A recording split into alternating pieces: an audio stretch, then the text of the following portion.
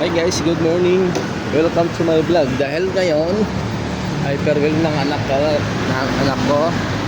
Ngayon bibili tayo ng Orgas. Ito yung isa sa pinaka-paborito ko pag isa nga pong yung big box. Isa po. Opo.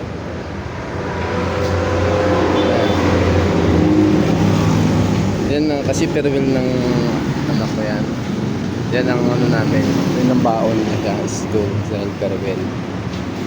Yan. Yan yung anak ko. Makulit. Ito talaga yung isa sa pinaka-paborito ko pag farewell, mga birthday o okasyon. Ito talagang binibili ko. Kaya paborito ko din naman to.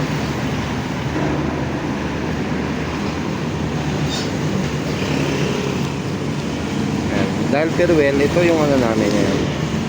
Dadalhin sa school.